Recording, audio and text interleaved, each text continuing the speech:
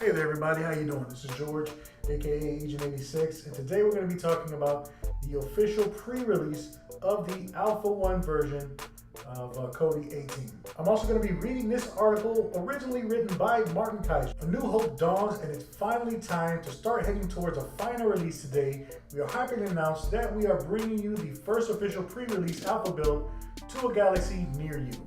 So around November 2016, the team decided that version 17 Krypton was mature enough to start with the release steps, and as such, it was branched off from our main development tree. This basically means it received its own place in our development repository and would only receive bug fixes and small improvements. This is also the moment that frees up the possibility for several core developers to start another cleanup and improvement spree that was also done when just starting version 17.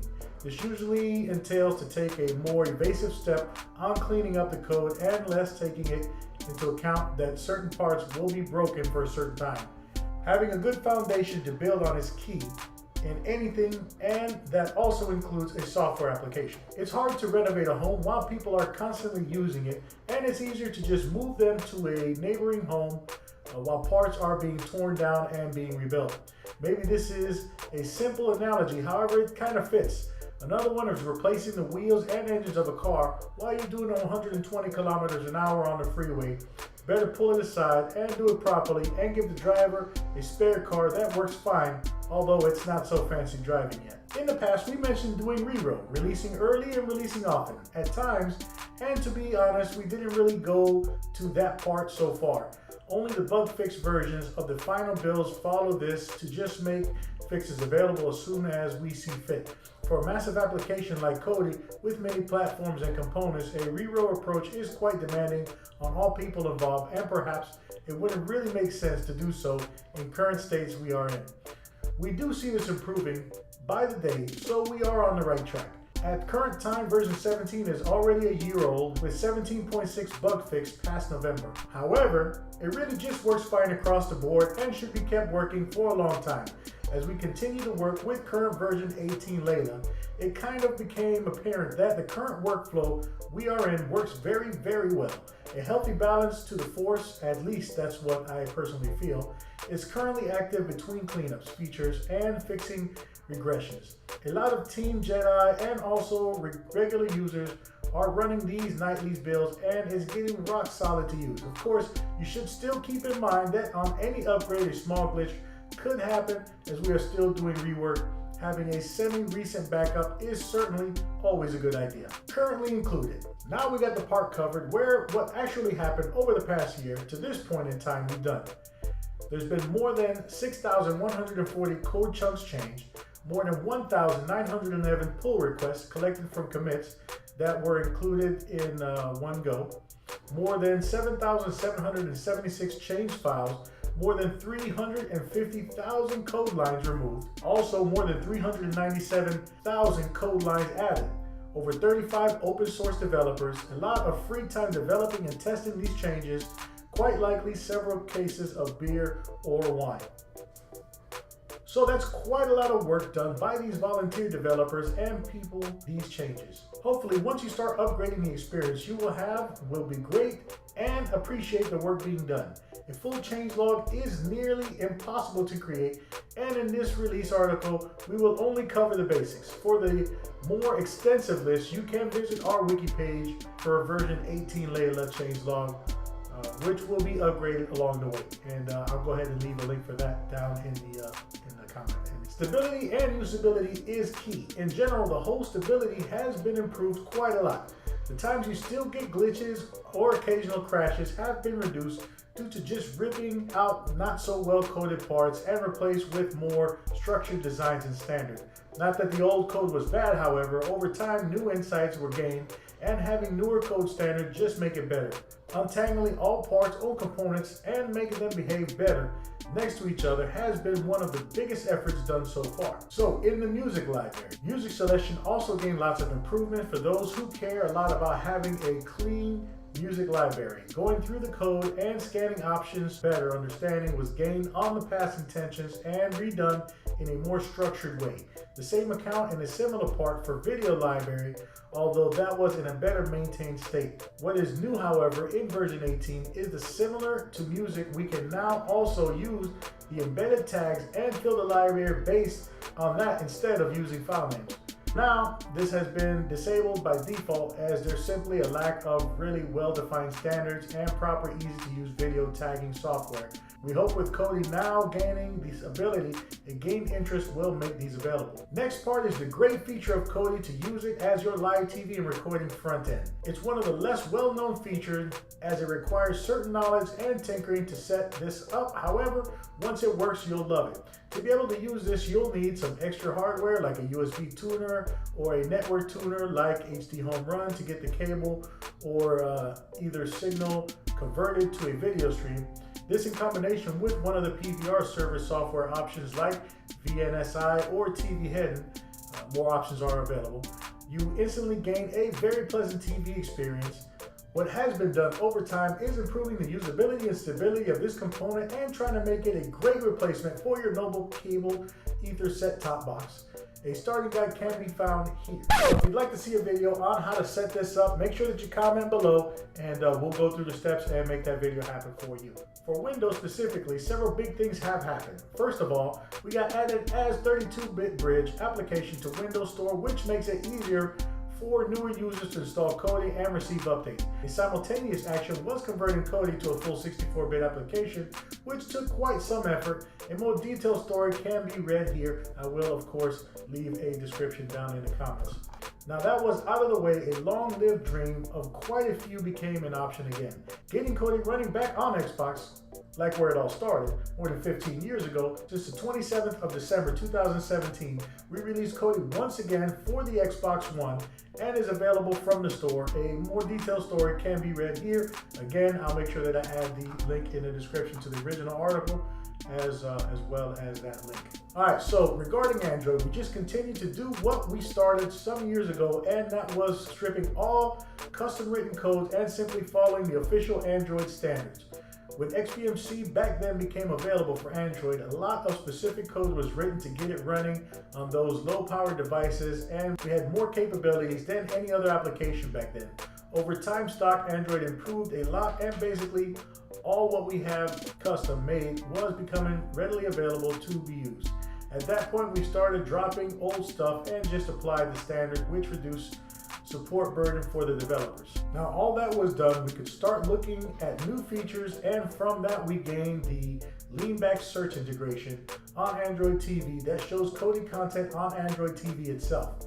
We now also include Google Assistant out of the box, so theoretically you don't have to pick up the remote anymore. To be honest, it's still uncomfortable and we're talking to your TV, giving it commands. For Android TV Oreo, there's a whole new interface which includes the option to fill so-called channels that show specific content from your app. For the touch-enabled devices, we can also say that has improved quite a lot as we make it feel more natural. Linux gained some great things as well, which might not mean a lot for regular users though. For our Google Summer of Code, we had a project integrated Wayland display server protocol to our code base, which is meant to be the successor of X11 Windows system. Since Linux is also quite divided on display drivers, we had quite a lot of code implementation getting Kodi running on the variety of devices out there.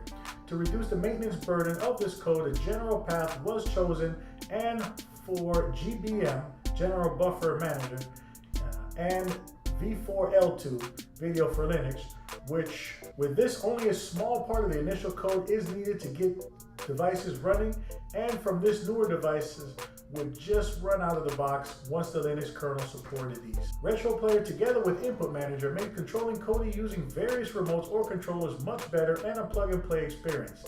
Not having to tinker, finding the correct configuration is something that we all would like, and hopefully this achieves this. Now comes one of the biggest changes over the past year. The video playback, which is of course where Kodi shines. Once designed for the old Xbox and old video standards, there wasn't really taken a lot into account with future standards and the massive increasement of video resolutions and new codecs. With future in mind, work started to redesign this section and to split it into its own component to not be hindered with whatever happens in the user's interface or other parts, making the short video gets the highest CPU GPU priority over anything else, making sure you don't get stuttering video or audio when navigating. This sounds so obvious to do, however, this wasn't done or even possible in the past. Parallel to that, parts are reworked to be a lot more efficient and need way less CPU while gaining quality. Higher resolutions like 4K and 8K are also kept in mind next to HDR and new video codecs once they become available. So that brings us to DRM, Digital Rights Management. With the works above being done in the video player, a possibility came up to also allow something that opens Kodi up for using it in combination with DRM protected content. These days, it's quite common for content owners and providers to protect their content with encryption. With version 18, we added the ability to also play this content as it was actually intended by the DRM system. Depending on the use of the hardware and included licensing, you can now play back this content, which usually also comes with a subscription service. Instead of the sometimes clunky apps, a possibility would be to just use the trusted Kodi environment to watch what they have to offer. There are already several add-ons available from our repository that already use this capability, and we certainly hope more will follow and that the content providers will make their service available as official add-ons. The article goes on to say, as mentioned before, here's a lot more done than mentioned above. However, this list would become quite huge and maybe not that clear for the regular user. A more extensive overview can be found at this link, which I will provide in the description below, which is updated when changes are made. So next, currently available skins. Due to the change in how Kodi works, skins needed to be updated for each release.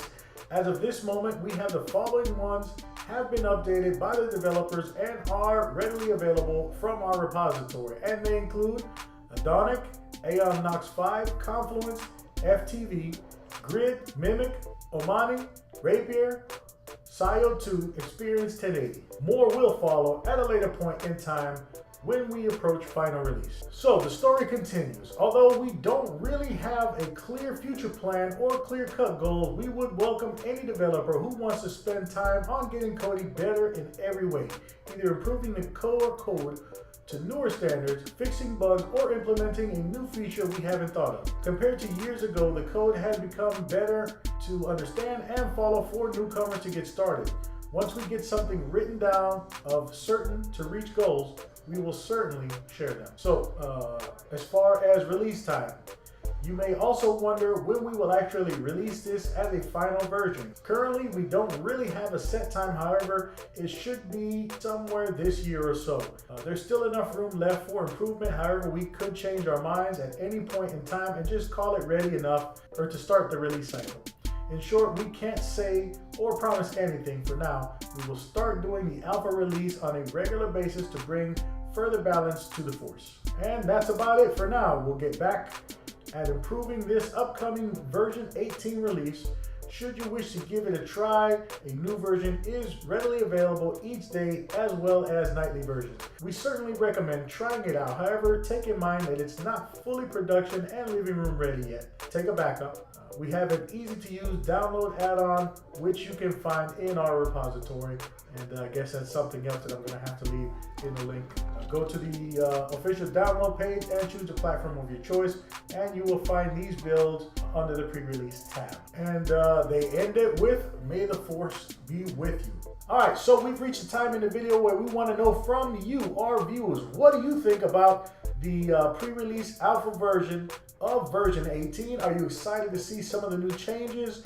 And are there any suggestions that you guys have that you would like to see in the official version when it finally comes out, hopefully sometime this year? Your comments are important. Make sure that you comment below. If you have any questions, we want to know. We hopefully got those answers for you. We definitely appreciate you watching. And with that said, have a great day. Gotta go.